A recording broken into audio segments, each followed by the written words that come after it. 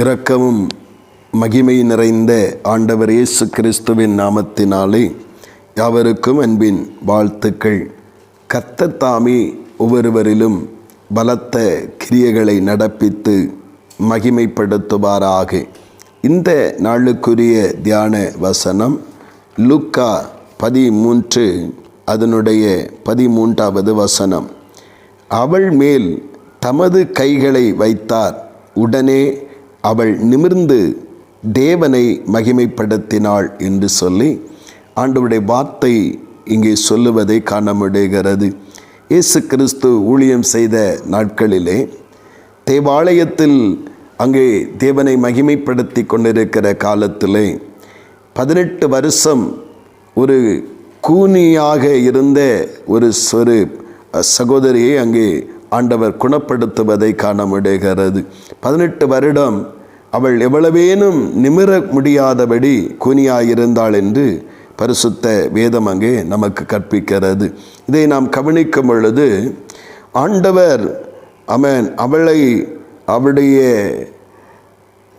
சரீரத்திலே தம்முடைய கைகளை வைத்த பொழுது அவளிலே இருந்த அந்த கூனானது மாறி அவள் நிமிர்ந்து அவர் சாதாரணமான நிலைக்கு மாற்றப்படுவதை காண முடிகிறது.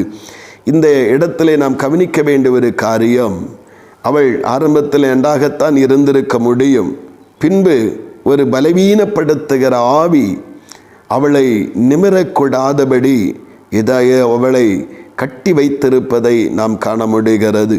ஆண்டவருடைய நாமத்தினாலே இந்த ஆவியினுடைய கிரியைகள் அழிக்கப்பட்ட பொழுது அவள் நிமிர்ந்தாள் என்று சொல்லப்படுகிறது. இன்றைக்கு ஆண்டவருடைய பிள்ளைகளுக்கும் தேவ ஜனத்திற்கும் விரோதமான பிசாசனுடைய செய்கை இதே வடிவில் இருப்பதை காண முடிகிறது. இதாகிலும் விதத்திலே அந்த பலவீனப்படுத்த வேண்டும் என்கிற கோணத்திலே அந்த பிசாசானவன் செயல்படுவதை காண முடிகிறது. பலவீனப்படுத்த வேண்டும், நம்முடைய ஜெப வாழ்வினின்று பரிசுத்த நடக்கை நின்று அல்லது உலக தேவைகள் மத்தியிலே நம்மை பலவீனப்படுத்த வேண்டும், மனிதர்கள் மத்தியிலே நம்மை பலவீனப்படுத்த வேண்டும் என்று ஏதாகிலும் ஒரு விதத்திலே நாம் நிமிரக்கூடாத அளவிலே, நாம் எழும்பக்கூடாத அளவிலே, நாம் செயல்படக்கூடாத அளவிலே நம்மை முடக்கி போடுவதற்கு இன்றைக்கும் அவன் முயற்சி செய்து சில நேரங்களிலே அதை அவன் வெற்றி பெற்றது போலவும் மாறிவிடுகிறது. ஆனால் நம்முடைய கவனம் இன்றைக்கு நம்மை பலவீனப்படுத்த நினைக்கிற ஆவியின் மேலல்ல, நம்மேலே கர்த்தருடைய தயவுள்ள கரம் கூடவே இருந்து நம்மை பலவீனப்படுத்தி ஜாதிகள் ஜனங்கள் நடுவிலே நம்மை தலை குனிந்து நடக்க எவ்வளவேனு நிமிரக்கூடாமல் நடக்க பண்ணுகிற அந்த சத்துருவின் தந்திரங்களை கர்த்தருடைய பலத்தினாலே முறியடித்து ஜெயிப்பதற்குரிய சத்துவத்தை நாம் பெற்றுக்கொள்ள வேண்டும். அதற்கு தேவனுடைய தயவுள்ள கரம் நம்மோடு இருப்பதை உறுதிப்படுத்தி கொள்ள வேண்டும். இந்த நிமிரக்கூடாதிருந்த இந்த கூனியின் மேலே கர்த்தருடைய கரம் வைக்கப்பட்ட பொழுது அவள் நிமிர்ந்து தேவனை மகிமைப்படுத்தினாள் என்று சொல்லப்படும். ஆண்டவருடைய நாமத்தினாலே எந்த பிரதிகூலமான சூழ்நிலைகளை பிசாசானவன் நமக்கு எதிராக எழுப்பி நாம் நிமிரக்கூடாது என்று திட்டமிடுகிறானோ அதிலே கர்த்தருடைய தயவுள்ள கரம் நம்மோடு கூட இருக்கும்படியாய் நாம் உறுதிப்படுத்தி கொள்ளுவோம். அந்த கரம் எல்லா சத்துருவின் சதிகளையும் முறியடித்து நம்மை நிமிர பண்ணுவதற்கு அது வல்லமையுடையதாய் இருக்கிறது.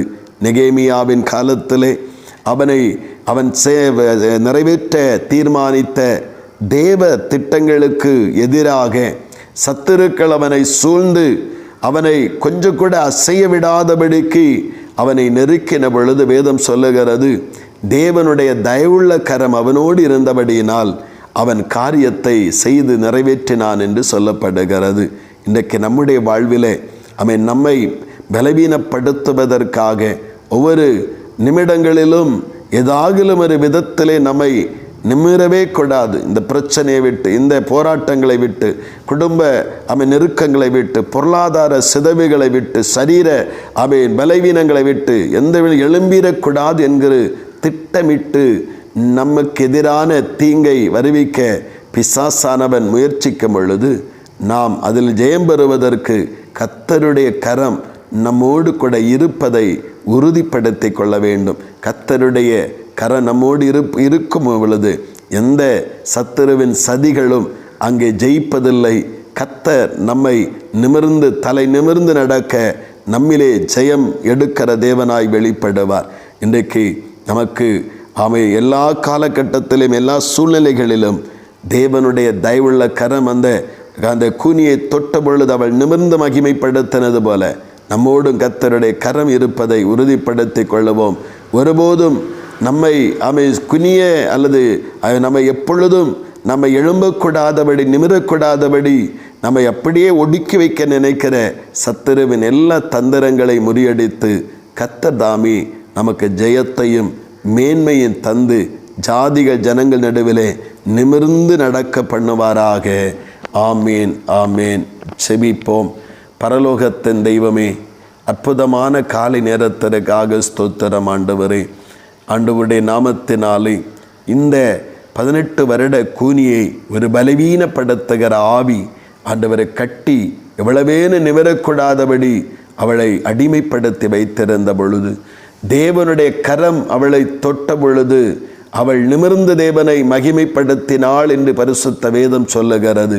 ஒவ்வொரு தேவ பிள்ளைகளுடைய வாழ்விலும் அனுதினமும் பிசாசானவன் அவர்களை பலவீனப்படுத்தி எந்த விதத்திலும் நிமிர்ந்து விடக்கூடாது, எழும்பி விடக்கூடாது, கர்த்தருக்காக செயல்பட்டு விடக்கூடாது என்று முடக்குவதற்காக அவன் எடுக்கிற சகல உபய தந்திரங்களையும் கர்த்தர் எங்களுக்கு வெளிப்படுத்தி தருகிறீர். தகப்பனே ஆண்டவர், இதன் மத்தியிலே தேவனுடைய தயவுள்ள கரம் எங்களோடு கூட இருக்கணும்ப்பா. தேவனுடைய தயவுள்ள கரம் எங்களை நடத்தணும். அந்த தயவுள்ள கரம் சத்துருவின் சகல ஆண்டவரை எங்களை நிமிரவே விடக்கூடாது என்று எண்ணுகிற சத்துருவின் சகல சூழ்ச்சிகளை முறியடித்து இந்த ஜனங்கள் வியாதிகள் மத்தியில், குடும்பத்தின் மத்தியில் ஆண்டவரை நெருக்குகிற ஆண்டவரை ஜனங்கள் நடுவில் தலை நிமிர்ந்து நடக்க ஆண்டவர் மகிமைப்படுத்துகிறீர். அதற்காய் ஸ்தோத்திரம். உங்கள் தயவுள்ள கரம் எப்பொழுதும் கூட இருக்கட்டும். அப்படியே நீங்கள் செய்கிறபடியாய் ஸ்தோத்திரம். இயேசு கிறிஸ்துவின் மூலம் செபிக்கிறோம் ஜீவனுள்ள நல்ல பிதாவே. ஆமேன் ஆமேன்.